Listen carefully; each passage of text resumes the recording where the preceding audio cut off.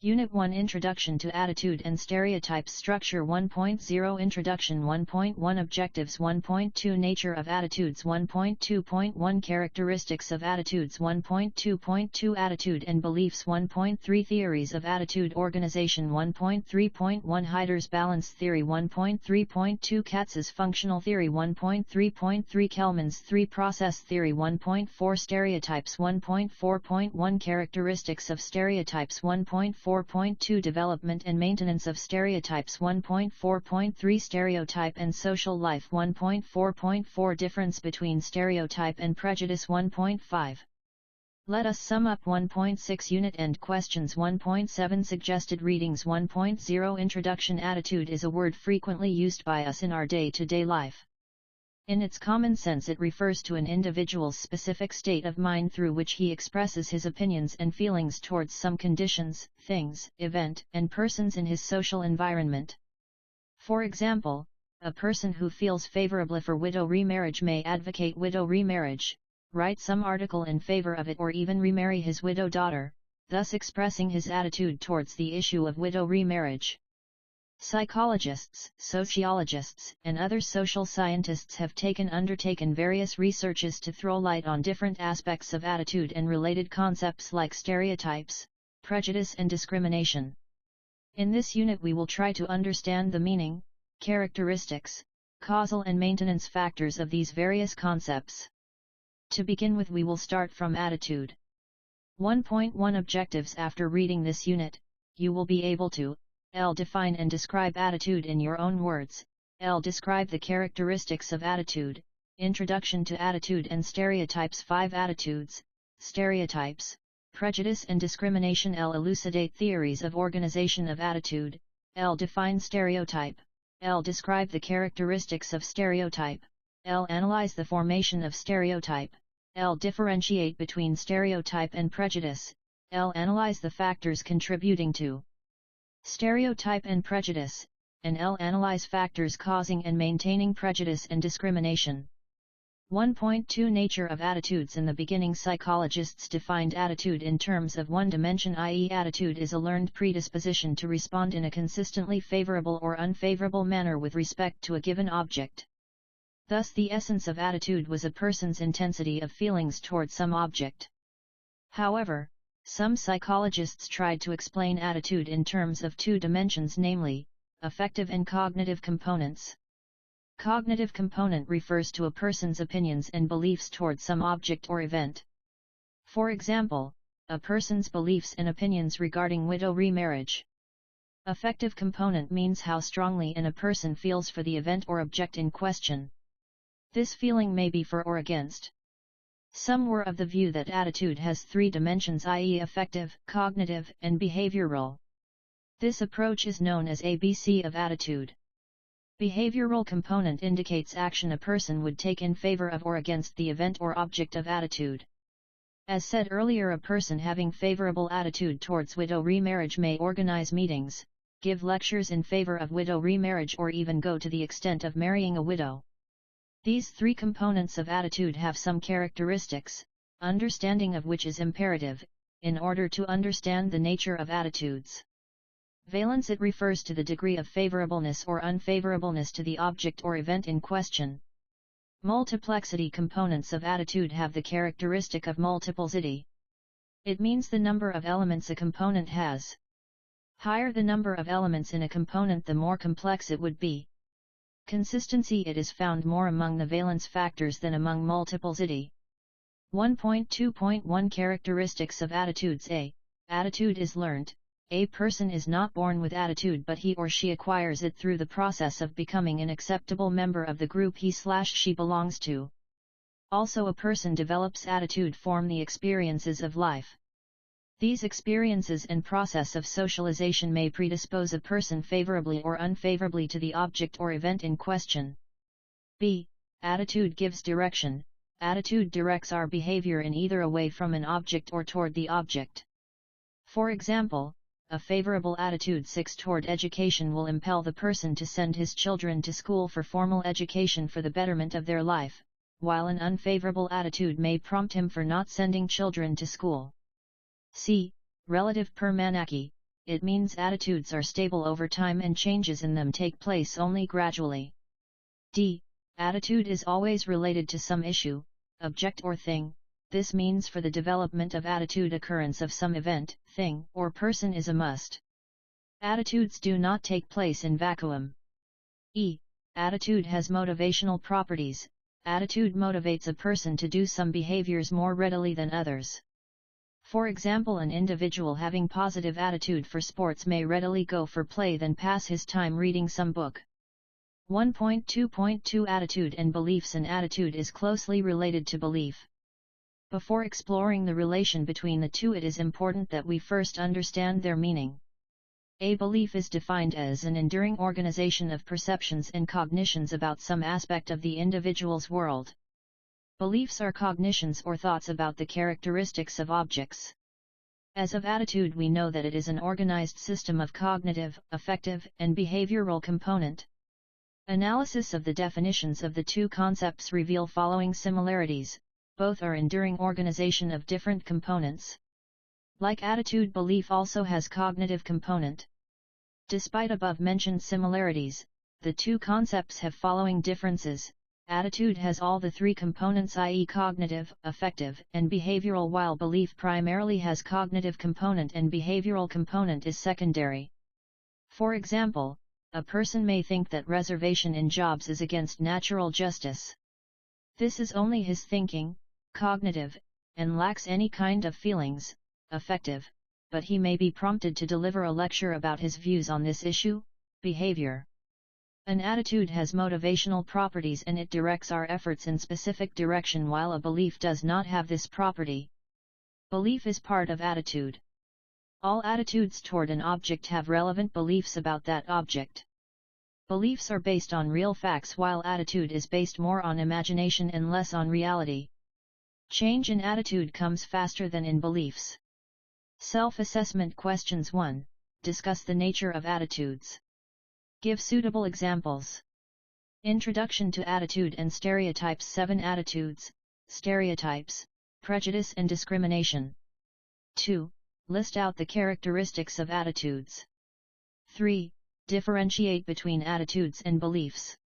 Give examples.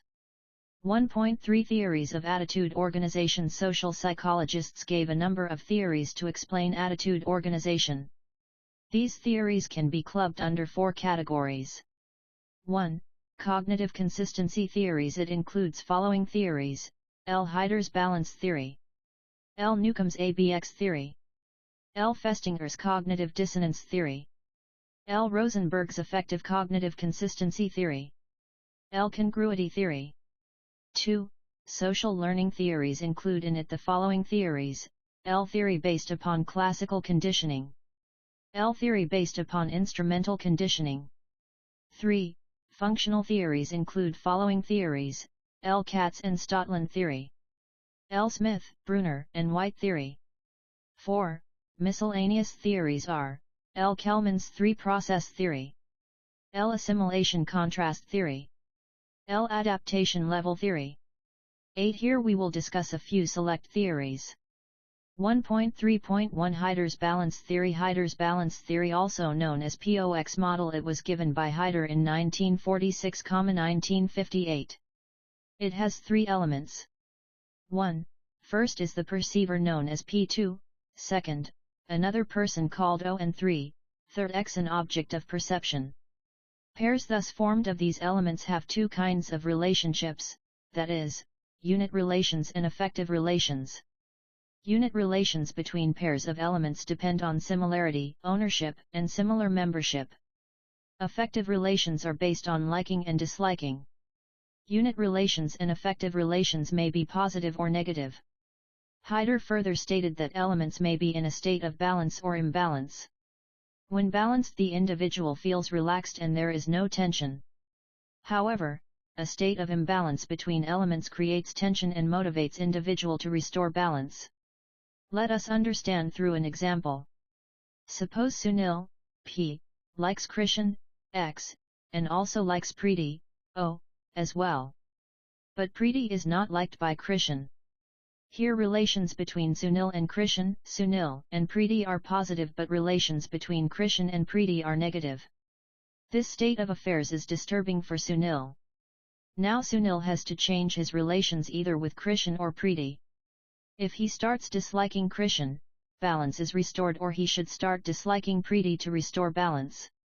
1.3.2 Katz's Functional Theory. Katz, 1960, Katz and Stotland, 1959, opined that motivational basis is the key to understanding attitudes.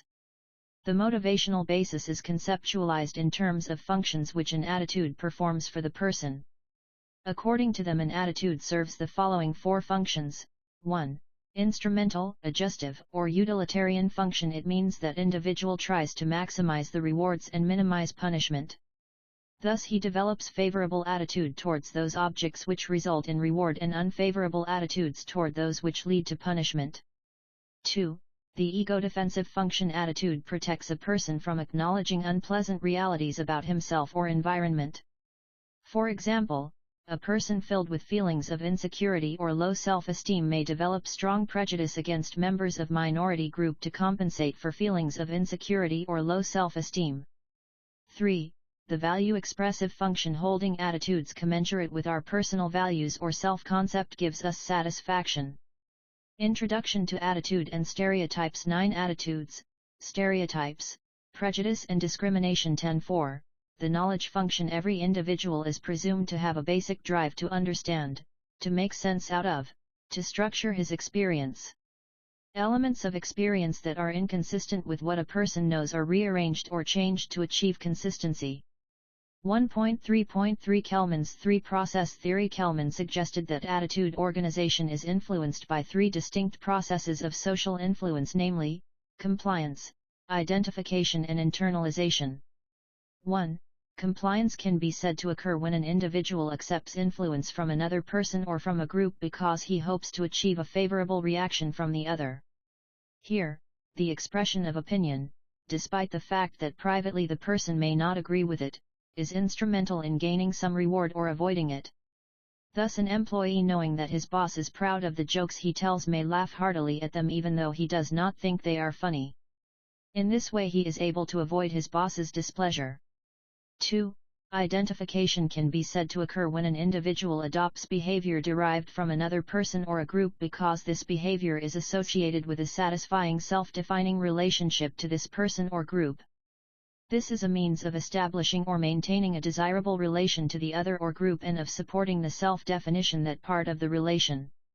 One form which identification tails is shown in attempts to be like the other person or to actually be the other person. This is commonly observed in children who copy the behavior and attitude of their parents or other models. However, identification like compliance does not occur because the behavior or attitude itself is satisfying to the individual. It occurs because of the satisfying relation to another person or group, and it requires the activation of the relation in order for it to occur. 3. Internalization occurs when an individual accepts influence because the induced behavior is congruent with his value system. Here the content of induced attitude or behavior is internally rewarding. The attitude or behavior helps solve a problem or is demanded by the values of the individual. Self-assessment questions. 1. What are the various theories of attitude organization? 2. Discuss Katz's functional theory. 3. Discuss Kelman's theory of attitude organization. 4. List the various cognitive consistence theories and elucidate one of them. 1.4 Stereotypes. A stereotype is a cluster of beliefs usually lacking a rational basis regarding the members of some group. The word stereotype was first used by Walter Lippmann in his book Public Opinion, 1922.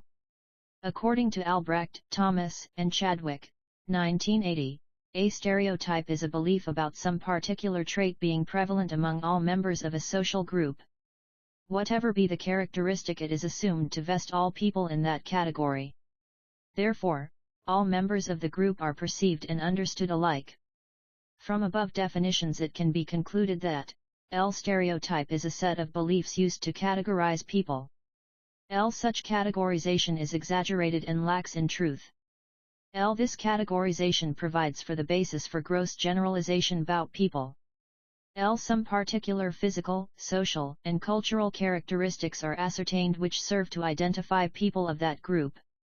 There is general consensus as to the prevalence of a particular trait among people of that category. It is assumed that a person will exhibit all the traits of that category simply because he is member of that group.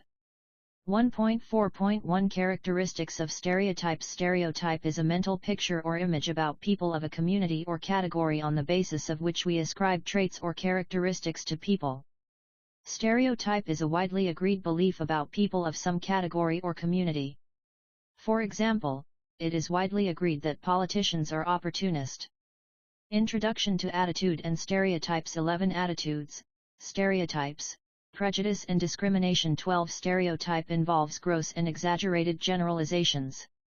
An important characteristic of stereotype is that they develop out of experiences with individuals of other community and are then extended to apply to all members of that community. For example, it is generally believed that Bengalis are timid by nature. This may be true for some people of Bengali community but certainly not for all Bengalis. Stereotypes usually are not amenable to change despite information and evidence to the contrary.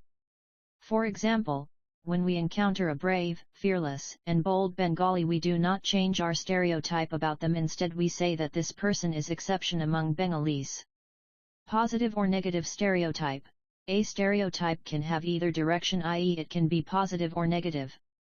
For example, Japanese are generally believed to be industrious and diligent, and Bengalis are usually thought to be timid and shy.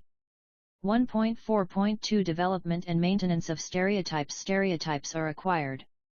Psychologists have delineated following factors that go into development and maintenance of stereotypes. A major cause of development of stereotypes is inadequate and improper experience and information about people of other group.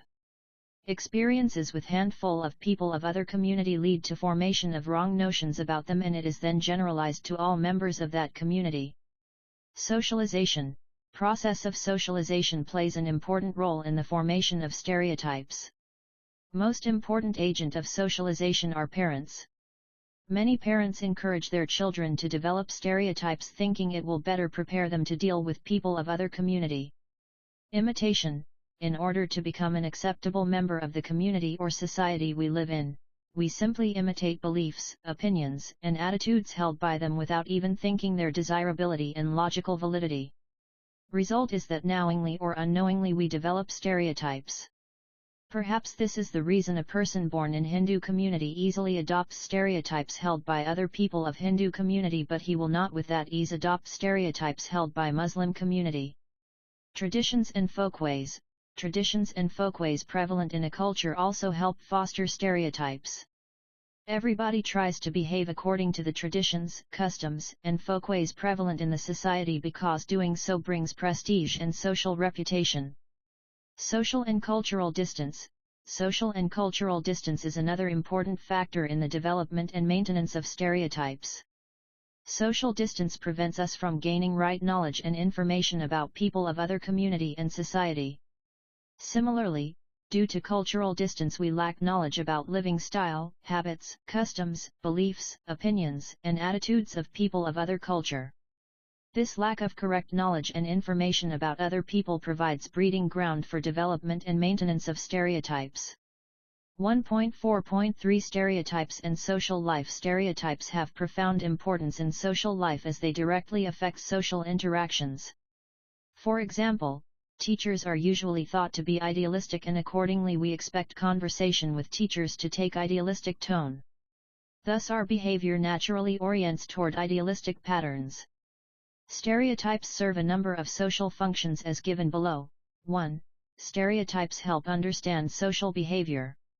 Stereotype that politicians are opportunist helps us understand their behavior and we are not easily taken in by their statements and claims. 2. Stereotypes help control social behavior. In fact, stereotypes equip us with a power that automatically directs our behavior in a specific direction. For example, Americans are known to be friendly. Therefore, when dealing with an American, we are in relaxed mood and try to be frank and friendly with them. 3. Stereotypes help in prediction. Whether right or wrong, stereotypes control our social interaction. We even predict behavior on the basis of stereotypes. For example, Nepali servants are believed to be brave, honest, and reliable. Thus we can predict that our house and property will remain safe in the hands of a Nepali servant, when we are out on vacations.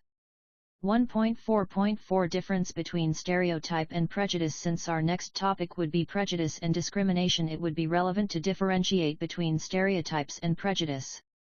The two concepts are very similar with very fine difference between them.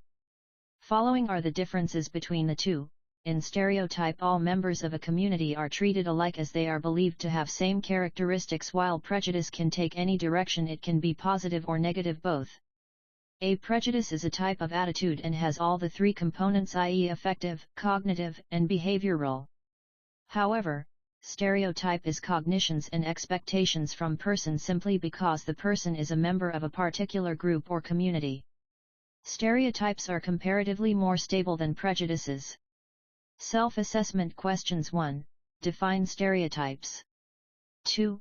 Describe the characteristics of stereotypes. Introduction to Attitude and Stereotypes. 13. Attitudes, stereotypes, prejudice and discrimination. 3. How are stereotypes developed and maintained? 4. Differentiate between stereotypes and prejudice. 1.5 Let us sum up. In this unit we studied the concept of attitude and the three components of attitudes, namely cognitive, affective, and behavioral. We also discussed how these components direct our behavior. This was followed by a discussion on characteristics of attitudes. We now understand the nature of attitudes in full. We know that attitudes are acquired through process of socialization and learning. We also understand why people differ in intensity and strength on the same attitude. Next we discussed the concept of stereotypes, their characteristics, how stereotypes are formed and developed. We also studied the functions of stereotypes in social life and the difference between stereotypes and prejudice. 1.6 Unit End Questions. 1. What do you understand by the term attitude? Discuss in detail how attitudes are formed and maintained. 2. Write an essay on stereotypes and their utility in social life. 3. Discuss Katz's functional theory of attitude organization. 4. How do stereotypes contribute to prejudice? 5. Discuss the various theories of attitude organization. 1.7 Suggested readings. Secord, P.F., and Bachman, C.W., 1974. Social Psychology. McGraw-Hill, New York. Alcock, J.E., Carment, D.W., and Saydeva, S.W., 2005. A Textbook of Social Psychology, 6th ed. Scarborough, Ontario, Prentice Hall, Canada. Barron, R.A., Branscombe, N.R., and Byrne, D., 2009. Social Psychology, 12th ed. Boston, Ma, Pearson/Allen and Bacon. 14 Unit 2 Formation of Attitude and Attitude Change Structure. 2.0 Introduction. 2.1 Objectives. 2.2 Factors of Attitude Formation. 2.3 Attitude Change. 2.4 Let us sum up. 2.5 Unit End Questions. 2.6 Suggested readings. 2.0 Introduction. An attitude is a hypothetical construct in that it can only be inferred through the behavior of the individual. Attitudes are acquired and they develop out of influence of many factors. On the basis of researches and studies conducted, the psychologists have identified factors that determine development and formation of attitudes. This unit is focused on the issues of how attitudes are formed, what factors constitute attitude formation, and what are the methods by which one can change the attitude. 2.1 Objectives. After reading this unit, you will be able to L. Explain attitude formation, L. List the factors that contribute to attitude formation, L. Analyze the process of attitude change, L. Describe the role of persuasive communication in attitude change, and L. Explain the role of various factors in attitude change. 2.2 Factors of attitude formation. Need satisfaction. Research studies on need satisfaction reveal that we tend to develop favorable attitude toward things which help us satisfy our needs. As is well known, whenever something hinders our reaching a goal or stop us from doing something that we want to or frustrate our attempts to satisfy our goals and needs, we feel negatively for those things which stand in our way. For example, in an experimental study it was found that students developed favorable attitudes toward those things which they viewed were instrumental in the attainment of goal. But they had negative attitude toward things that were of no use in goal attainment or which hindered goal achievement. Social learning, this is another factor that plays an important role in the development of attitude. Process of learning affects the development of attitude, formation of attitude and attitude change. 15 Attitudes, stereotypes, prejudice and discrimination. 16 And the way an individual learns other forms of behavior. 3 processes of learning affect development of attitudes, and these are: I. Classical conditioning, 2. Instrumental conditioning, and 3. Observational learning. These are being discussed below. Classical conditioning. According to classical learning, a neutral stimulus comes to elicit an unconditioned response when repeatedly paired with an unconditioned stimulus. Social psychologists opine that it applies to the development of attitudes as well. For example, when a child repeatedly listens from his father that Pakistan is an enemy country, and all the terrorist activities in our country are Pakistan supported, the child gradually develops a negative attitude towards Pakistan, even though initially the word Pakistan was a neutral word for him. In a classic experiment on the role of classical conditioning in attitude formation, 2 nation words, Dutch and Swedish, were presented before a group of subjects. When the word Dutch was presented, it was followed by recitation of positive adjectives like happy, laborious, and sacred, etc. But the word Swedish was followed by recitation of negative adjectives like dirty, ugly, bitter, etc. At the end of the experiment it was found that subjects had developed positive attitude toward the nation word Dutch, as it was followed by positive adjectives, and a negative attitude among subjects was evident for the nation word Swedish. It was presumed that repeated pairing with positive words elicited a positive response for nation word Dutch. Instrumental conditioning, according to this theory of learning, states, we learn those responses that are rewarded and show an increased probability of repeating such responses. However, we tend not to repeat responses that are punished. Studies reveal that children develop attitudes maintained by their parents simply because holding such attitudes is rewarding. Exhibition of attitudes and behavior similar to parents is often met with reward and praise from parents, and dissimilarities or deviation is met with punishment and admonition. Thus children soon learn that holding attitudes similar to that of parents is instrumental in getting the desired results. Observational learning. A number of behaviors are learned by watching the activities of others and the outcome of such activities. Children growing often watch parents and significant others in the family and society doing things which they follow without questioning the wisdom or logic behind these activities. They follow without question only because they trust in the wisdom of their parents and significant others in the family and society. Group affiliations. Group affiliations are an important source of formation and development of attitude. An individual adopts the values, norms, opinions, beliefs, and way of behavior in order to become an acceptable member of that group, because following the line suggested by the group is rewarding. Besides, group exerts pressure for conformity to group, and nonconformity is met with punishment. According to social psychologists, group affiliations affect attitude formation. Primary group is immediate group of the individual, that is family, peer group, etc. Such groups have limited number of members and enjoy face-to-face interactions. Since primary groups are based on close cooperation, affinity, and compassion, members of primary group often develop similar attitudes. Family members, particularly parents, have tremendous influence over development of attitude among children. According to social psychologists, attitudinal homogeneity among primary group members can be attributed to 4 reasons.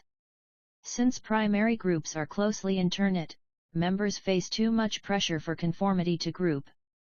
Therefore, members of primary group are more likely to show attitudinal similarity. Primary groups create conditions where attitudes of one member are favorable to other members, which breeds liking among them. This liking breeds further similarity, and this similarity in turn leads to attitudinal similarity. All members of the primary group receive similar or same information. They are more likely to process and analyze the information in more or less similar fashion, thus developing attitudinal homogeneity. Any new member of a primary group is more likely to develop attitudes similar to the group in order to gain acceptance in that group. Reference group is a group, the individual is not a member of which but he aspires to be like members of that group. Thus such a group is used as standard for reference or comparison. Usually a person identifies with such groups by changing or adopting values, norms, goals similar to that of reference group. Cultural factors. Cultural factors also affect the development of attitudes. Every society has its culture and every culture has its traditions, norms, values, religion, etc. Thus socialization of every person is affected by the cultural factors of that society. Studies reveal that people reared in different cultures exhibit different attitudes while people reared in the same culture show similarity of attitudes. For example, a marriage proposal between first cousins is viewed favorably in Muslim culture while in Hindu culture it is viewed with disdain. In one of the studies it was found that cultural differences lead to development of certain common attitudes among members of a given culture. For example, members of a Rapesh tribe are liberal, cooperative, and kind-hearted. On the other hand, members Mundugamar tribe are usually aggressive, zealous, and selfish. Anthropologists concluded that it was due to difference in emphasis on the development of different personality traits among the two cultures. Personality factor. Personality traits also have an important role to play in the formation and development of attitudes. Attitudes which are in consonance of personality traits are acquired easily.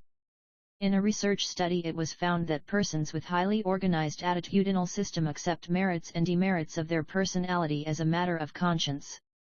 Some other studies found that people with low IQ and literacy level are usually conservative, suspicious, hostile, and has a tendency to attribute their faults to others. Stereotypes. Every society is characterized with some stereotypes. Stereotypes are simple generalized expectations about people of other groups. For example, it is believed that women as compared to men are more religious and suggestible. It leads to development of certain attitudes towards women. Given information. Information given to the individual also plays important role in the formation of attitudes. In modern society, modern means of communication, particularly radio and television, play important role in shaping the opinions, views, formation of attitude and attitude change. 17 Attitudes, stereotypes, prejudice and discrimination. 18 And attitudes about many a issue of public concern. Although not all types of information have equal effect on attitudes. Self-assessment questions. 1. What factors contribute to attitude formation? 2. Describe the processes of attitude formation in terms of social learning. 3. Put forward the 3 theories of social learning that are related to attitude formation. 4. What is meant by group affiliation and how these factors affect attitude formation. 5. Discuss the cultural factors that affect the development of attitudes. 6. What are the personality factors that affect the development of attitudes? 7. How do stereotypes affect attitude development?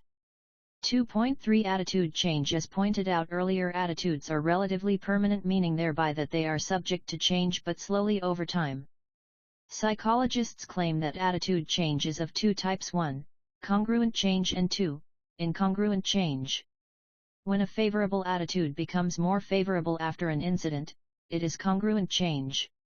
However, when attitude change is unfavorable, that is, direction of change is opposite of the already held attitude, it is called incongruent change.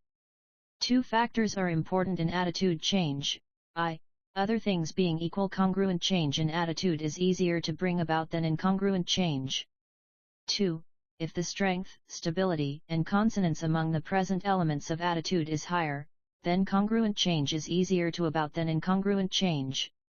Psychologists have identified a number of factors that affect attitude change, which are as: changing reference group.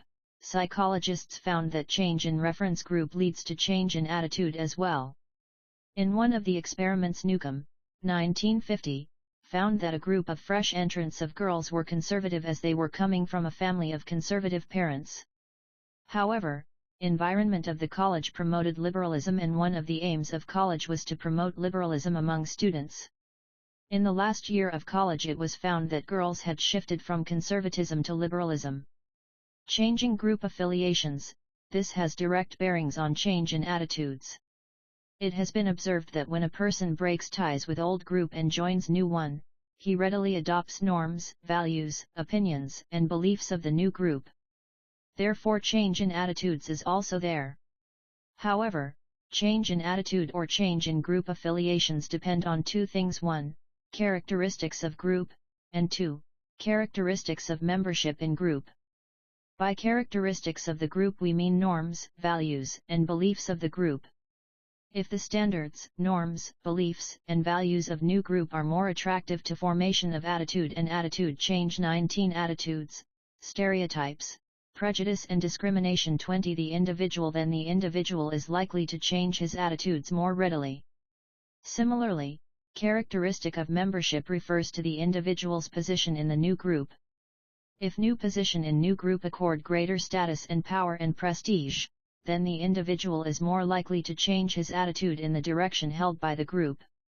For example, if a leader is changing his affiliations from BJP to Congress Party, he may find himself elevated to the level of national level. Certainly he would change his attitudes more in favor of Congress and its policies. Additional information, change in attitude is also brought about by information received from means like radio, television, and newspaper. The person also gets information through interaction with others. However, change in attitudes resulting from reception of additional information depends on the nature of social situation in which information is given. Psychologists have delineated 3 types of such social situations, which are as follows: when the additional information is given in front of several people than when individual is alone, attitude change is faster and greater.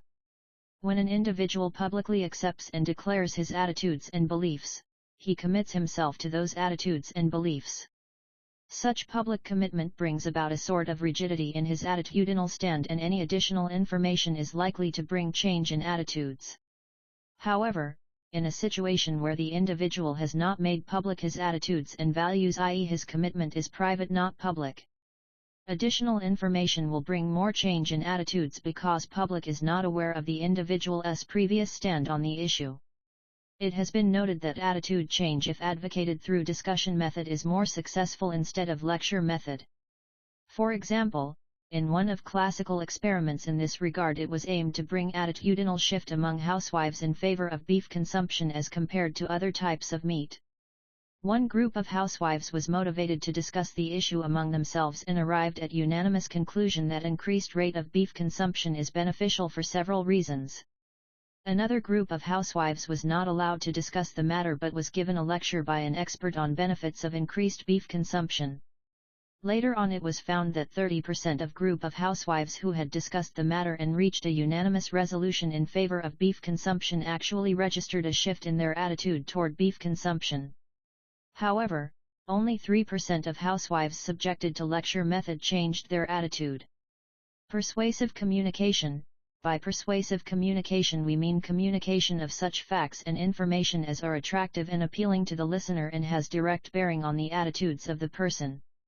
Change in attitude through persuasive communication depends on 4 factors: 1.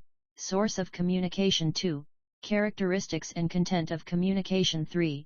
Channel of communication, and 4. Characteristics of audience. By source of communication we mean the person who provides information for attitude change.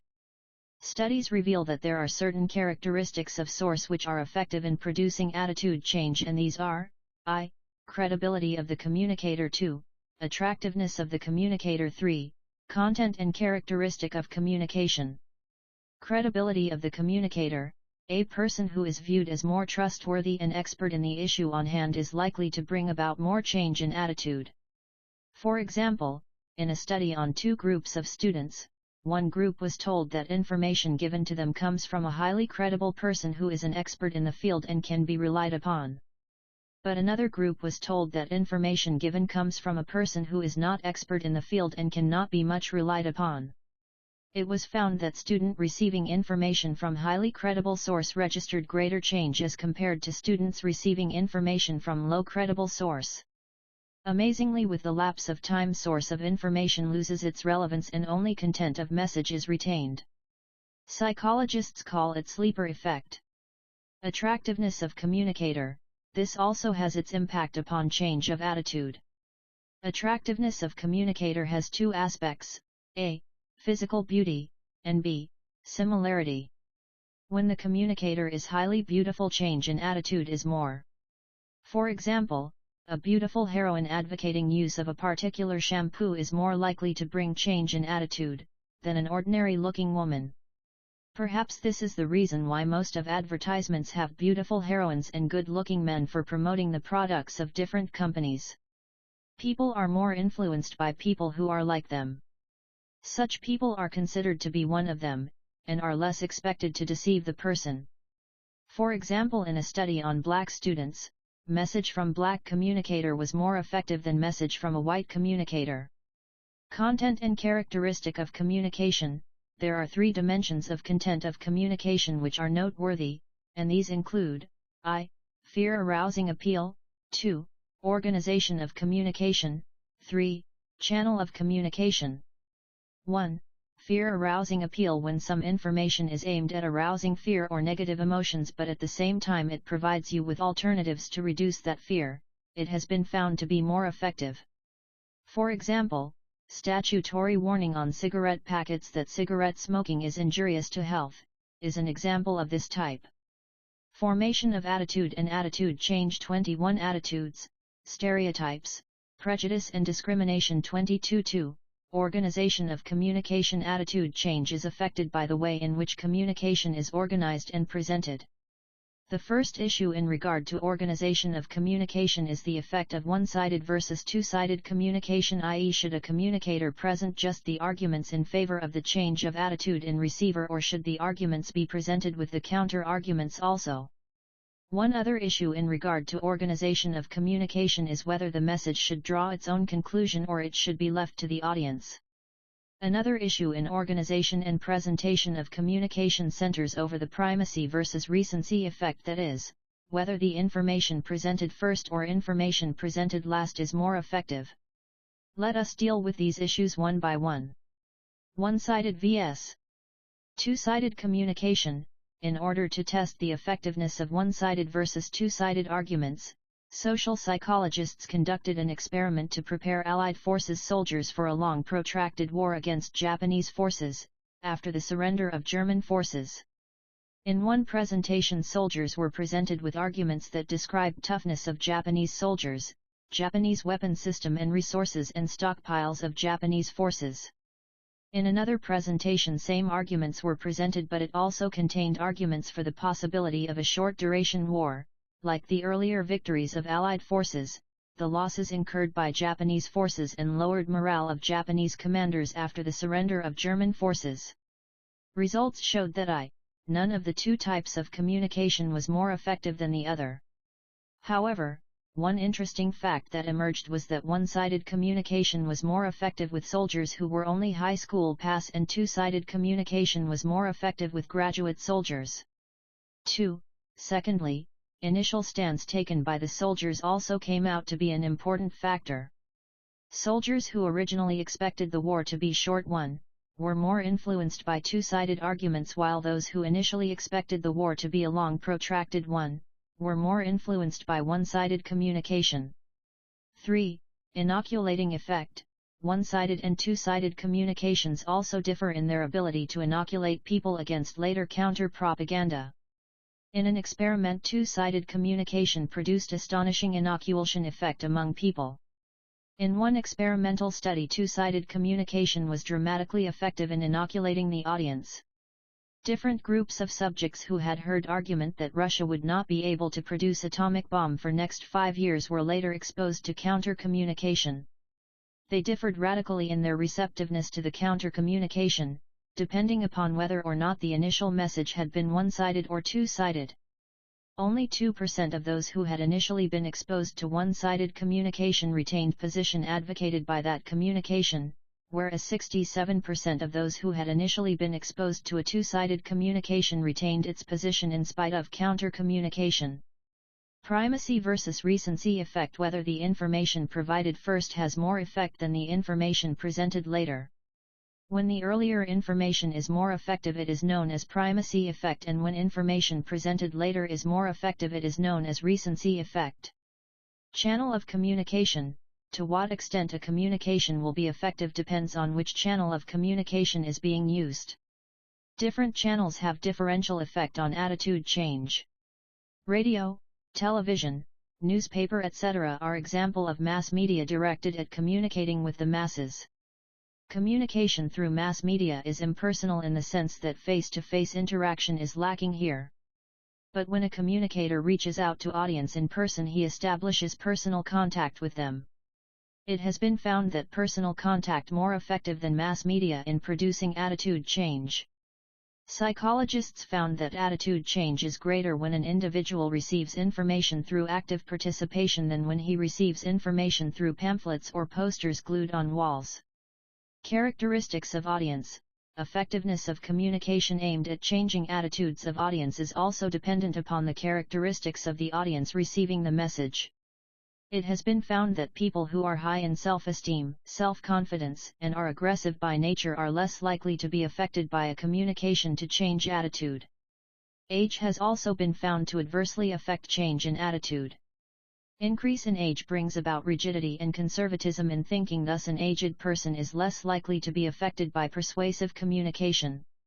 Enforced contact. One important factor in attitude change is enforced contact. By enforced contact we mean a social situation in which two opposing parties are compelled to interact with each other. For example, when an Indian and a Pakistani are compelled to live in the same room and share other things. It is presumed that such enforced contact allow people to understand each other in a better way through repeated exposure to each other. In such situation people receive first-hand information about each other and has the opportunity to test the information received. 2.4 Let us sum up. In the preceding paragraphs we studied factors that go into the development of attitudes. We now know that a number of factors like need satisfaction, social learning, group affiliations, personality factors, and cultural factors contribute to the development of attitudes. Thereafter, we discussed the process of attitude change. We discussed the role of group reference, changing group affiliations, persuasive communication, and personality factor in bringing about attitudinal change. In persuasive communication we discussed the role of characteristics of communicator and how these affect attitude change. Then we discussed importance of content of the message, its order of presentation, and also channel of communication and characteristics of the audience receiving communication. Thus, now we fully understand the process of attitude change. Formation of attitude and attitude change. 23 Attitudes, stereotypes, prejudice and discrimination. 2.5 Unit End Questions. 1. Discuss in your own words factor of attitude formation. 2. What is the role of persuasive communication in attitude change? Give suitable examples. 3. Write an essay on process of attitude change. 4. What is meant by primacy and recency effect and how do they bring about an attitude change? 5. Discuss characteristics of audience and enforced contact as responsible for attitude change. 2.6 Suggested readings. Baumeister, R.F., and Bushman, B.J., 2008. Social Psychology and Human Nature. Belmont, C.A., Thomson/Wadsworth. Crisp, R.J., and Turner, R.N., 2010. Essential Social Psychology, 2nd ed. Thousand Oaks, C.A., Sage Publications. 24 Unit 3 Prejudice and Discrimination Structure 3.0 Introduction 3.1 Objectives 3.2 Characteristics of Prejudice 3.3 Types of Prejudice 3.4 Discrimination 3.5 Development and Maintenance of Prejudice and Discrimination 3.6 Manifestation of Prejudice 3.7 Methods of Reducing Prejudice and Discrimination 3.8 Let us sum up 3.9 Unit End Questions 3.10 Suggested readings 3.0 Introduction Social Psychologists tried to define prejudice from different viewpoints. Some psychologists define prejudice as a preconceived irrational judgment, while others define it as an expression of dislike against members of some religion, race, or group. However, majority of psychologists agree upon the definition given by Secord and Bachman. Prejudice is an attitude that predisposes a person to think, perceive, feel, and act in favorable and unfavorable ways towards a group or its individual members. According to Barron and Byrne, prejudice is generally a negative attitude towards the members of some social, ethnic, or religious. Prejudice, be it negative or positive, is decidedly an attitude and has all the three components of attitude, i.e. affective, cognitive, and behavioral. In this unit we will be discussing the definition of prejudice, characteristics of prejudice and types of prejudice. We will also be discussing discrimination as a process and how the prejudice and discrimination are developed and maintained. Finally, we try to see how one can reduce prejudice and discrimination.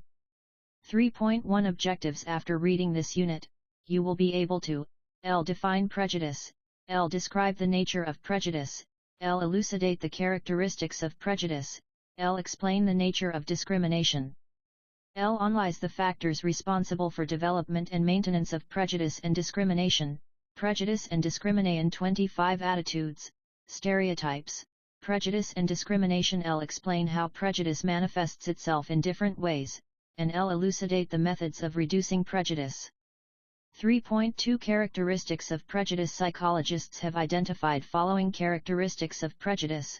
Prejudice is acquired. Like attitude, prejudice is acquired through the process of learning and socialization. When born, a child is like a blank slate and is free of any kind of prejudice. It is only when the process of socialization begins that he starts imitating his parents and their likes and dislikes. Norms, values, customs, and traditions of the society of which he is member make him prejudiced toward members of other group. Acquisition of prejudice is facilitated by classical conditioning, instrumental and observational learning. A child learns to hate Pakistanis only because he sees significant others in the society hating Pakistanis. Emotional overtones. Prejudice is always colored with emotions. It is either for or against some group, community, or religion. If favorable, the person would show too much affection, love, care, and sympathy for members of another group. But if unfavorable, the person would show hatred, dislike, and hostility. Prejudice is irrational. Prejudice does not lend itself to reason, wisdom, and relevance. The individual does not change his prejudice in the face of information and evidence to the contrary. Prejudice is functional. Prejudice helps the individual justify his hostilities, repressed desires, and strengthen feelings of self-esteem and prestige. It helps individual justify his exploitation, discrimination of members of other group. For example, in Indian society, the upper caste Hindus justified their exploitation of lower castes, reasoning that they are like that only and deserve to be exploited and discriminated against. Prejudice has no connection with reality. It is primarily based on hearsay, incomplete and wrong information, customs, and traditions of the society. It can't stand test of logic and reasoning. 3.3 Types of prejudice. Prejudices are of different types depending upon the social conditions of the individual. Sociologists and psychologists delineate following main types of prejudices. Racial prejudice. This is aimed at members of another race. For example, Negroes have been subject of racial prejudice at the hand of whites. Similarly, Jews were a target of prejudice by Nazis in Germany.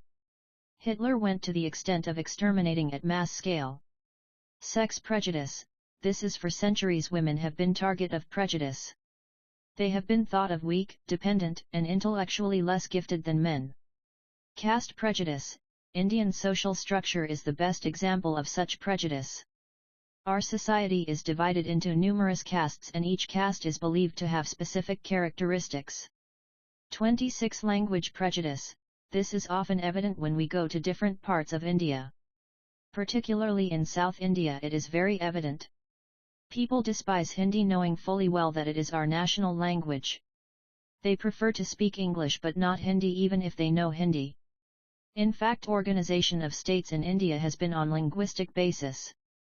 Religious prejudice. This has been a burning problem in India since pre-independence days. Creation of Pakistan was only because of religious differences. In religious prejudice, individual holds positive attitude toward his own religion and unfavorable attitude toward other religion. Consequently, misunderstandings and misconceptions about people of other religions crop up. Some other prejudices are political prejudice, communal prejudice, etc. Self-assessment questions: 1. What is prejudice? 2. Enumerate the characteristics of prejudice. 3. What are the various types of prejudice? Give suitable examples. 3.4 Discrimination. Discrimination is the differential treatment of individuals belonging to a particular social group or community or religion. It is generally the overt or behavioral expression of prejudice. Generally, the person discriminated is denied some privilege or right that is accorded to other members of society who do not belong to the minority group. According to the exchange theory, when the reward-cost outcomes of two separately bounded groups are perceived to be mutually exclusive, so that each group can increase its gains only at the cost of other, members of each group try to protect or increase their outcomes. If the two groups are unequal in power, they will establish different outcomes unless prevented by norms that restrain prejudice and discrimination. 27 Attitudes, stereotypes, prejudice and discrimination. Exploitation of the weaker by the more powerful. These different outcomes create differences in the status of the two groups. The extent to which the members of the minority group feel discriminated against and dislike or feel hostile toward the majority group is a function of the relation between their comparison level and that of the majority group. If the minority group has the same comparison level as the majority group, it will feel dissatisfied and hostile. But if comparison is sufficiently low relative to majority group, no adverse feelings would occur.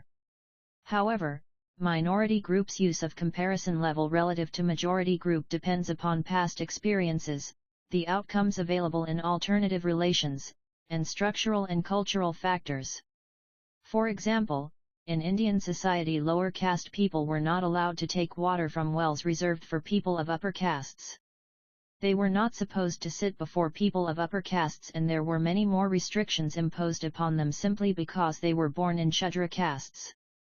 Sometimes discrimination occurs without the accompanying feeling of prejudice. For example, a proprietor may refuse to accept as patrons members of a minority group because he feels it would injure his business. He may not be prejudiced towards those people, but he gives priority to his business. 3.5 Development and maintenance of prejudice and discrimination. Psychologists have categorized the causal and maintenance factors of prejudice as given below: status and power structures. The structure of relations between two groups in terms of relative status and power sometimes gives rise to prejudice. For example, where a dominant group holds another group in a condition of slavery, slaves are likely to be considered lazy, irresponsible, and lacking in initiative.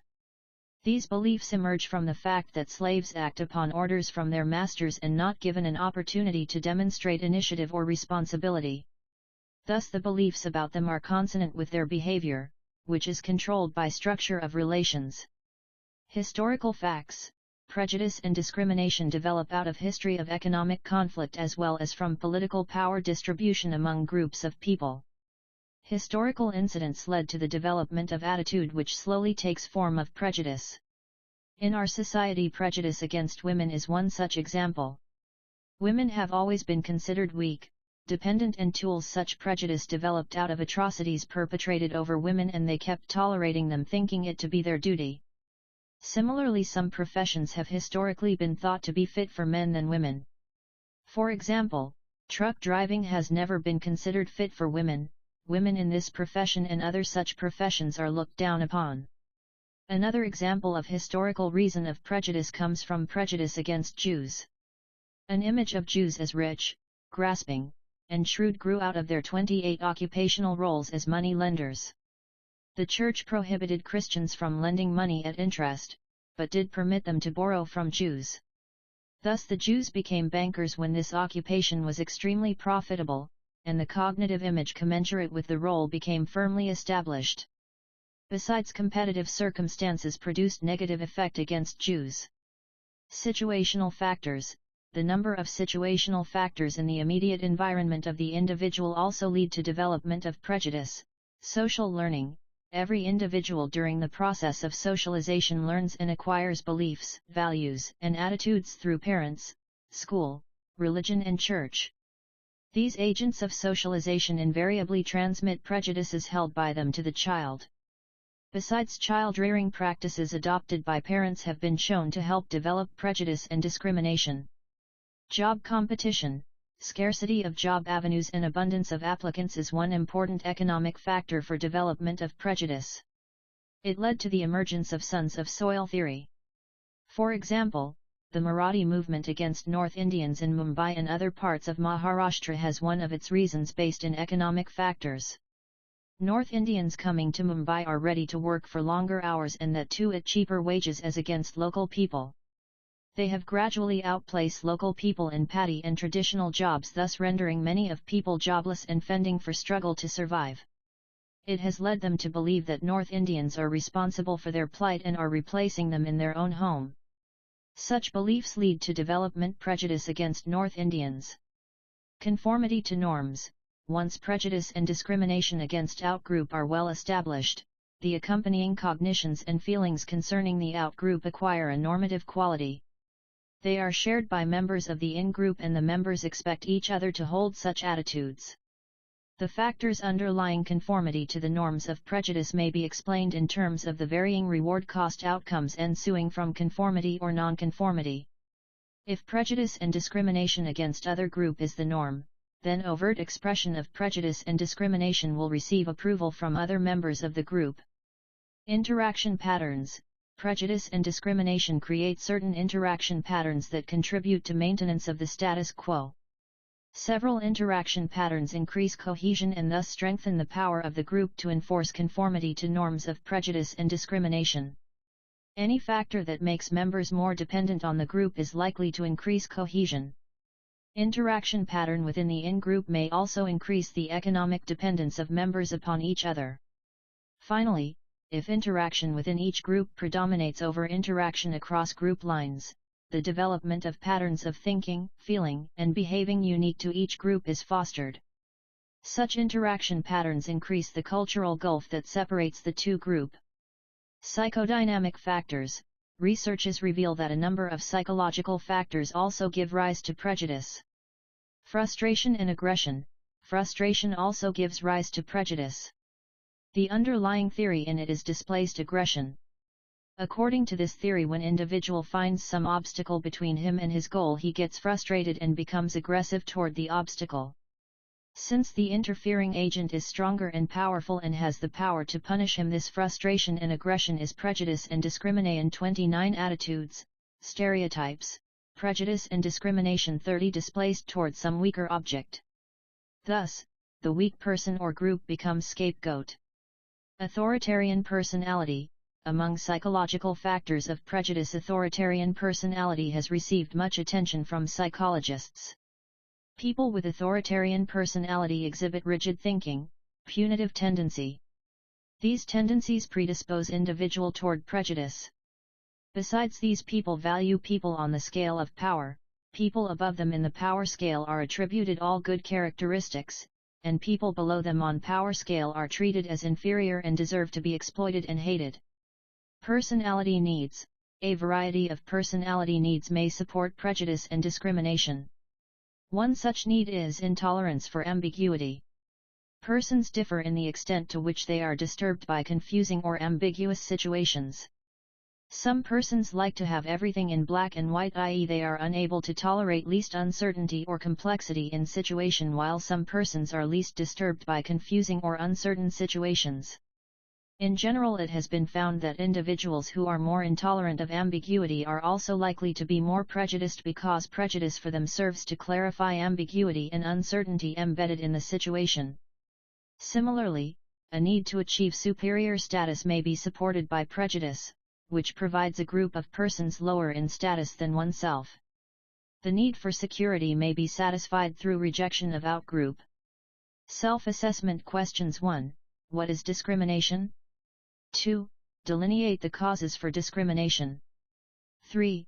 Present the theoretical approaches in regard to maintenance factor of prejudice. 4. Discuss the causal and maintenance factors of prejudice. 5. What are situational factors that lead to the development of prejudice and discrimination? 3.6 Manifestation of prejudice. As we know that a prejudice is a negative attitude directed toward some member of a particular group. An attitude is a hypothetical construct observable only through the behavior of a person. A prejudice manifests itself through the following modes of behavior. Withdrawal, it means moving from the object of prejudice. For example, a person is prejudiced against Jews.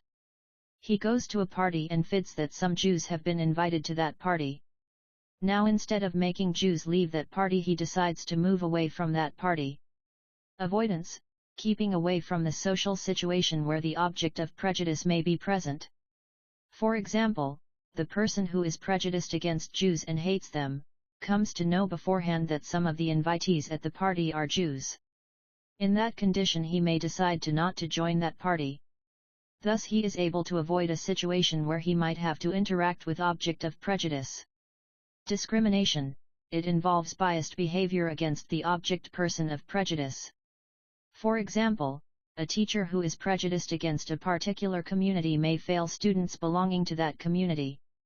He may not select students of particular community for school team, although the students in question deserve and merit selection against all criteria. Lynching, it involves behavior aimed at causing physical hurt or injury to the object person of prejudice. For example, the teacher in above example may go to the extent of actually subjecting students of a particular community to physical punishment without any reasonable ground. Extermination, it is an extreme form of manifestation of prejudice. It is aimed at removing the existence of the object person of prejudice. For example, in the Second World War, Hitler, the then Chancellor of Germany, ordered mass extermination of Jews. Millions of Jews were massacred at the orders of Hitler. Hitler believed himself to be Aryan and he aimed to cleanse Germany of known Aryans. Prejudice and discrimination. 31 Attitudes, stereotypes, prejudice and discrimination. 32 3.7 Methods of reducing prejudice and discrimination. Social psychologists have suggested a number of methods for reducing prejudice which as follow. Intergroup contact. Allport was the first psychologist to realize the importance of intergroup contact in between prejudiced person and the target person. Such interactional situations provide the two parties an opportunity to know each other from close quarters and understand each other, thereby reducing misunderstandings and misconceptions. However, for intergroup contact to be effective, certain conditions are to be met. Intergroup contact is an effective method of reducing prejudice only in those conditions where both the parties have equal status. For this technique to be effective, contact between the prejudiced person and target person ought to be intimate and not superficial. Intimate and honest contact between the concerned parties motivates the person to perceive members of target group more as humans than as stereotypes. Intergroup contact method is more successful in situations where the success of both parties is dependent on each other, i.e. when a common goal is to be achieved. In such situation both parties are forced to understand each other in a better manner. Education. Social psychologists emphasize that appropriate education has important role to play in reduction of prejudice, particularly racial prejudice. In it both informal and formal education are important. As far as informal education is concerned, parents ought to be encouraged not to indulge before children in things which knowingly or unknowingly promote prejudice. As for formal education, its syllabus and curriculum should be designed to promote harmony between different sections of society. It should aim at developing healthy minds. It has been found that higher and better formal education leads to decreased prejudice and increased liberalism. Recently, psychologists have devised a new method called cultural assimilator. In this method, a group of prejudiced persons is explained about traditions, norms, beliefs, and value system of people of other communities and races so that they can appreciate those communities and races in the light of recent information. A number of social psychologists have successfully used this method. Anti-prejudice propaganda. Through mass media it has also been helpful in reducing prejudice. In one of the studies it was found that films and documentaries aimed at reducing prejudice have been successful in reducing prejudice up to 60%. Some other psychologists have reported anti-prejudice propaganda to be more effective than formal education. Incongruent role. it has been found that when a person is made to play a role contrary to his prejudice, it leads to reduction in prejudice after some time. It happens because playing such role creates dissonance in the individual. This dissonance gives rise to tension, compelling the individual to change his prejudice and restore balance between his behavior and attitude. The person can't change his behavior as it is public, but his prejudice. For example, if a person prejudiced against a particular community is entrusted the task of welfare of that community, he is left with no alternative but change his prejudice because he is not able to change his role. Social legislation, this is another method of reducing prejudice. Government in different countries have adopted and enacted several legislations which prohibit expression of prejudice in any form. Any public manifestation of prejudice is unlawful and liable to punishment. Let us take the example of our own country. Our Constitution states that states shall not make any discrimination on the basis of caste, creed, sex, and religion of the individual, and no person shall be allowed to do so. Consequently, today we don't mind a Harijan sitting beside us and offering prayer in the temple. Government even encourages people for inter-caste marriages. Persons belonging to deprived communities or castes have been provided reservation in jobs. Personality change techniques. This is for prejudice reduction. To be effective, a person must have balanced personality and open mind. However, in cases where prejudice is an integral part of personality, it becomes imperative to seek help of therapeutic treatment. A number of psychotherapies have been developed to help such persons. For example, play therapy is an important tool for detecting prejudice at early stage and to bring reformation in personality of children. Self-assessment questions. 1. How do prejudice and discrimination manifest themselves? 2. How can social legislation reduce prejudice and discrimination? 3. What are the personality change techniques that could reduce prejudice and discrimination? Prejudice and discrimination. 33 Attitudes, stereotypes, prejudice and discrimination. 3.8 Let us sum up. In this unit we studied prejudice and its nature. What are the different types of prejudices and what havoc they play with society and individual? We also studied characteristics of prejudice. Then we studied discrimination, what does it mean, and we also discussed prejudice and discrimination. It was followed by a detailed discussion on the causes of development and maintenance of prejudice. We studied manifestation of prejudice. In the last we discussed methods of reducing prejudice. 3.9 Unit End Questions. 1. What do you understand by the term prejudice? What are the different types of prejudice? 2. What do you understand by the term discrimination? What are the different forms of prejudice manifestation? 3. Write an essay on factors of development and maintenance of discrimination and prejudice. 4. Discuss the psychological factors that give rise to prejudice and discrimination. 5.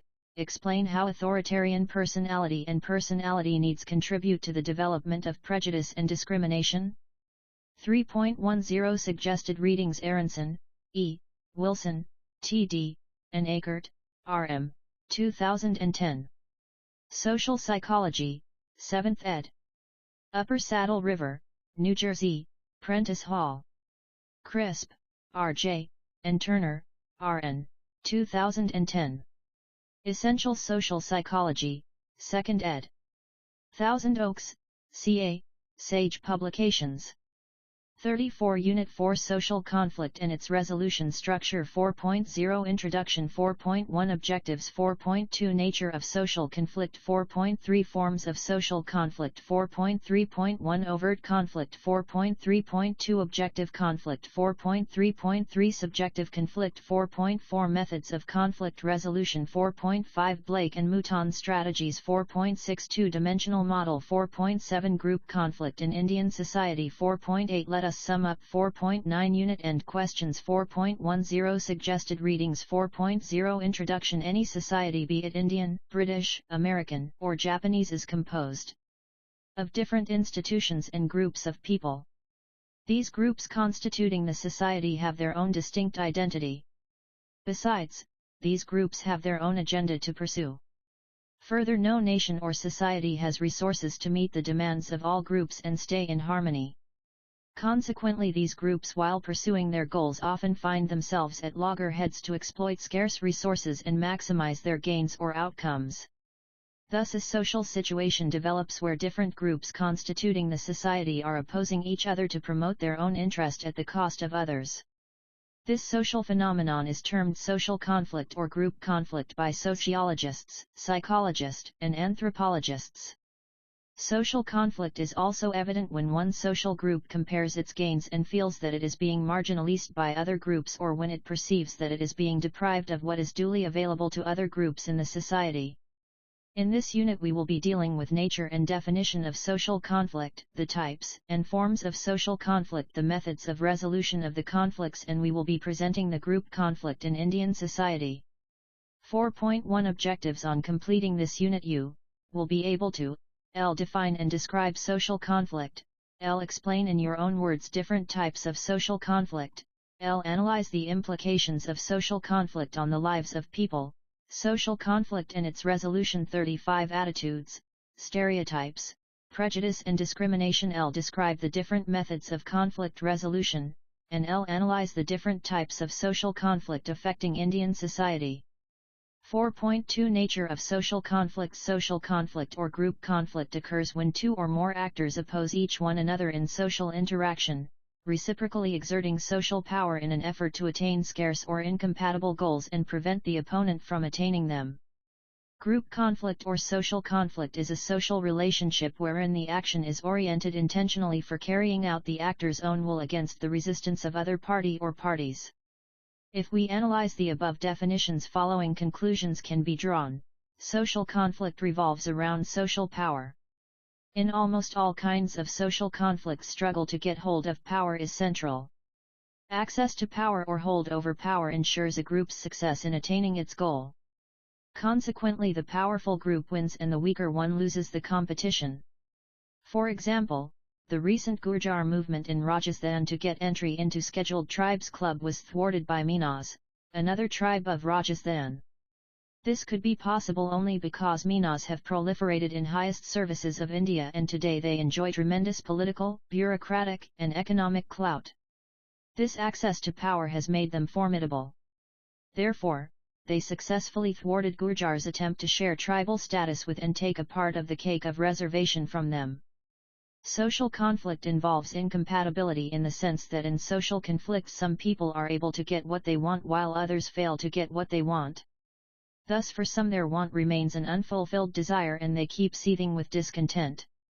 This incompatibility once created develops into a vicious cycle which broken only when some strong social reform movement takes place. For example, for centuries people belonging to Harijan community were being maltreated by the so-called upper-class Hindus. They could raise their voice against it only when people like Mahatma Gandhi, Raja Ram Mohan Roy, Jyotiba Phule took cudgel against it, and it converted into a movement of self-respect for Harijans that it was realized that these people need to be given fair treatment. Even then only a small dent could be made in the existing situation. Mostly social situations are such that not all individuals in it have similar or identical interests. Every person participating in social interaction tries to maximize his gain at the expense of other person involved. This situation invariably leads to struggle to win and keeping others from goal.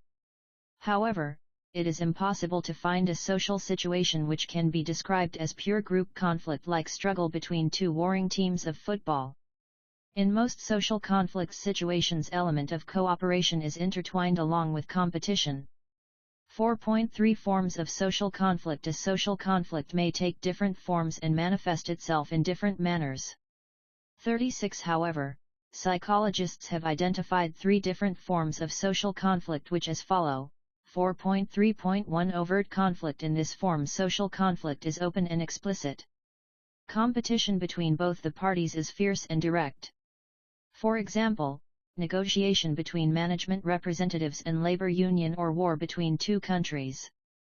A more simple example of it is debate, in which one speaker emphasizes and justifies his own point while questioning the validity of opponent's point of view. The explicit aim is to defeat the opponent and ensure one's victory. 4.3.2 Objective conflict. Objective conflict occurs when one group tries to gain advantage over another group or groups. Thus by objective social conflict we mean a social situation inherently benefits some while causing loss to others. For example, it is often seen that when government takes some welfare steps, some people are more benefited but some others receive less than expected benefits and still some others are at loss. This gives rise to a kind of social conflict known as objective social conflict. Let us take the case reservation in jobs. OBC were given a quota of 27% in government jobs and this category included in it numerous castes.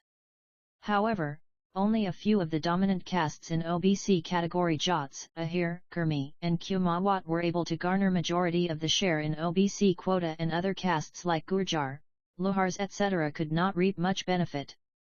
Result was that slowly members of these castes started feeling left out and began to clamor for a separate quota for them. Recent Gurjar movement for inclusion in the scheduled tribe category was a result of such objective conflict because Gurjars were not able to compete with Jats and Ahirs in the OBC category and could not obtain equal benefit. 4.3.3 Subjective conflict. When a person identifies or perceives a situation involving struggle, it is known as subjective conflict. Sometimes a person remains in a state of subjective struggle without bringing it to overt level. Self-assessment questions. 1. Define the nature of social conflict. 2. Describe the nature of social conflict. Social conflict and its resolution. 37 Attitudes, stereotypes, prejudice and discrimination. 3. What are the forms of social conflict? 4. Describe overt conflict. 5. How is objective conflict different from subjective conflict? 4.4 Methods of conflict resolution. Like any other problem, social psychologists have developed number of approaches for resolution of social conflict. Some of the main methods as follow. Mutually beneficial goal. A common approach to ameliorate social conflict is to establish mutually beneficial goals. Such goals prompt the warring parties to work in close cooperation and help reduce feelings of group struggle. In a classical experiment, Sheriff and Sharif put two groups in a social situation which involved competition between the two parties. It was observed that very soon they developed feelings of animosity and competition. Things reached to a level where both parties raided each other's camps to hurt and damage their prospects of attaining goal. In the next phase of the experiment, both the warring parties were put in a situation which called for joint efforts to reach the goal. Since neither of them had sufficient resources to attain goal on their own, they were left with no alternative but to help each other to surmount problems faced by them. Not longer than before, it was observed that members of both parties began trying to understand each other's concerns. They started seeing members of opposite group very often and appreciated each other's approach to handle problems. Thus by the end of the experiment both the groups had developed better understanding of each other and there was a marked reduction in feeling of conflict. Compromise. Reaching a compromise between the two parties also leads to reduction of struggle. Compromise is a situation where no party stands to gain or lose anything. Thus it gradually leads to reduction in struggle.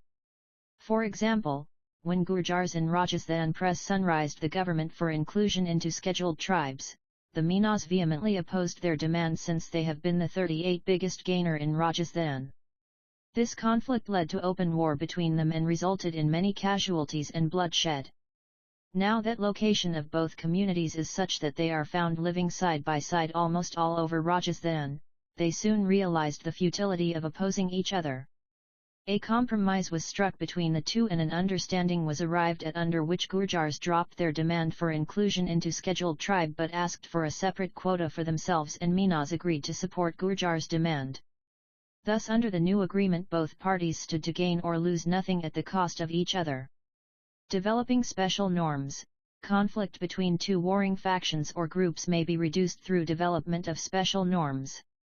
For example, in a game, the question of who will take first turn may be settled by leaving it to the umpire. Thus the bone of contention is removed and thereby the cause of conflict is removed. Psychologists have delineated social conditions, on the basis of studies where conflict and struggle can be handled through developing special norms. According to them, social conditions wherein both the parties have the ability and will to influence each other lend themselves to such interventions. This technique has reportedly been successfully used in a number of situations with different communities. Prosocial behavior. By prosocial behavior we mean behavior that creates some kind of positive social influence among others. For example, giving charity, working for the welfare of others, helping others in distress are some of the forms of prosocial behavior.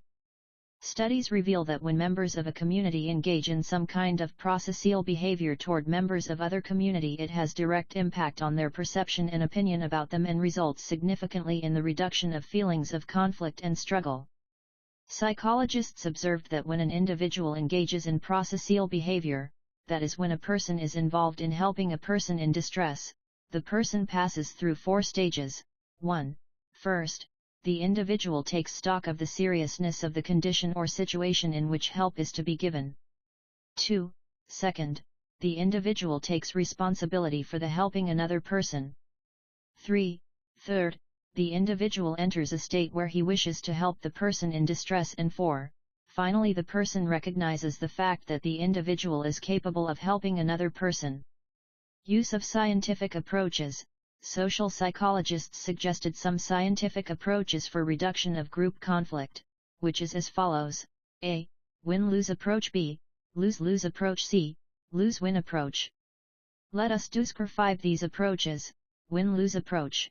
In this type of approach, one party or group adopts different methods, means and approaches aimed at ensuring defeat of opponent party and victory for themselves. In other words, one group tries to thwart another group from reaching the target or goal so that they can reach the goal. This approach has 2 underlying assumptions, that is, I. Conflict among people, social conflict and its resolution. 39 Attitudes, stereotypes, prejudice and discrimination. 40 is inevitable and unanimity is impossible. 2. Gain of one party results is loss for the other party. In other words, only one party can win or reach the goal and another party is bound to fail in the process. In such situations, conflicts do arise.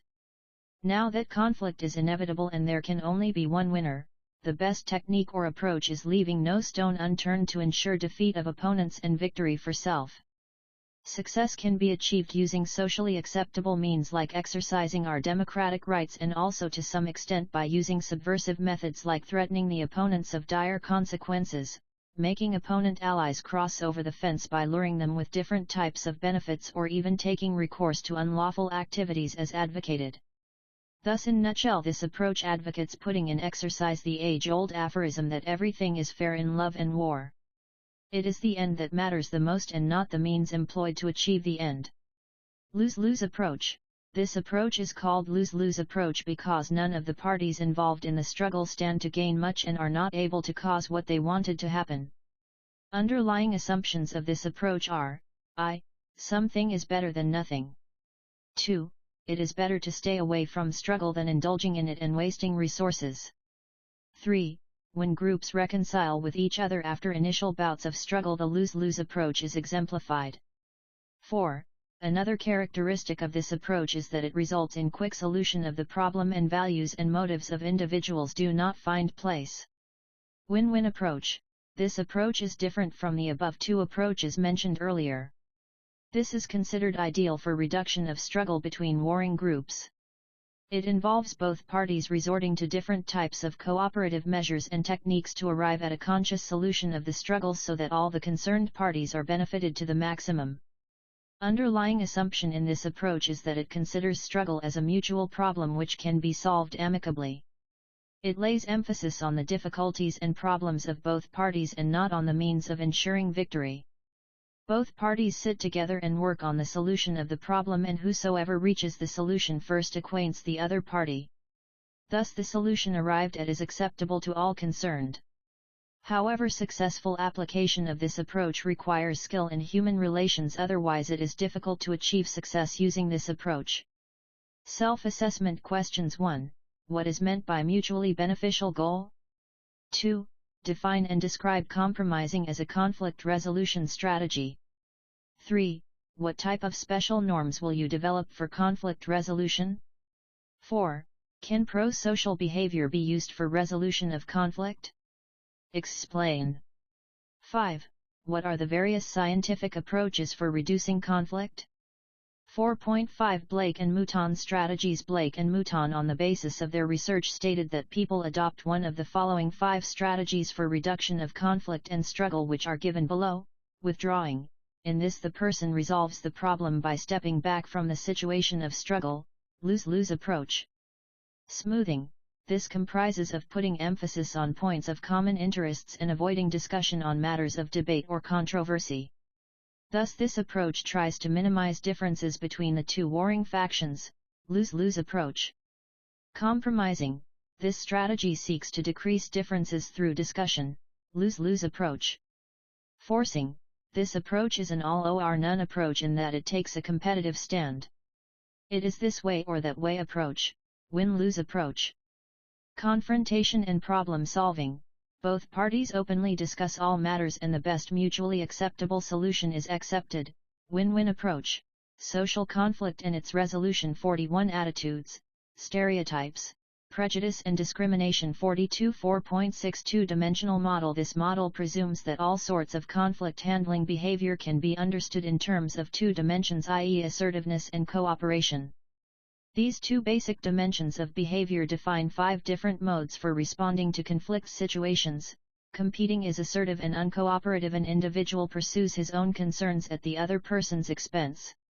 This is a power-oriented mode in which you use whatever power seems appropriate to win your own position, your ability to argue, your rank, or economic sanctions. Competing means standing up for your rights, defending a position which you believe is correct, or simply trying to win. Accommodating is unassertive and cooperative, the complete opposite of competing.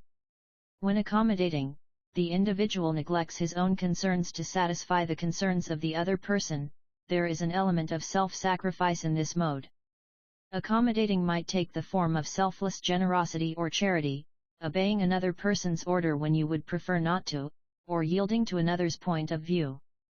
Avoiding is unassertive and uncooperative. The person neither pursues his own concerns nor those of the other individual. Thus he does not deal with the conflict. Avoiding might take the form of diplomatically sidestepping an issue, postponing an issue until a better time, or simply withdrawing from a threatening situation. Collaborating is both assertive and cooperative, the complete opposite of avoiding. Collaborating involves an attempt to work with others to find some solution that fully satisfies their concerns. It means digging into an issue to pinpoint the underlying needs and wants of the 2 individuals. Collaborating between 2 persons might take the form of exploring a disagreement to learn from each other's insights or trying to find a creative solution to an interpersonal problem. Compromising is moderate in both assertiveness and cooperativeness. The objective is to find some expedient, mutually acceptable solution that partially satisfies both parties. It falls intermediate between competing and accommodating. Compromising gives up more than competing but less than accommodating. Likewise, it addresses an issue more directly than avoiding, but does not explore it in as much depth as collaborating. In some situations, compromising might mean splitting the difference between the 2 positions, exchanging concessions, or seeking a quick middle ground solution. Each of us is capable of using all 5 conflict handling modes. None of us can be characterized as having a single style of dealing with conflict. But certain people use some modes better than others and, therefore, tend to rely on those modes more heavily than others, whether because of temperament or practice. Third-party intervention. Another way of resolving group conflict is to seek mediation of an arbitrator or third party. This third party tries to arrive at a solution keeping in view the characteristics of the warring factions. Solution generated by the third party is binding on all the concerned parties. A good feature of this type of resolution is that the third party does not enforce a decision, but the decision is arrived at through open discussion and negotiation over points of problems. However, this approach requires third party to be very mature and adept at human relations. Self-assessment questions. 1. Describe in detail what Blake and Mouton strategies involve in conflict resolution. 2. Discuss the 2-dimensional model in conflict resolution. 3. What is meant by third-party intervention and how does it help in resolving the conflict? 4.7 Group conflict in Indian society. Tribal problems in Indian society. Tribal groups have a special place.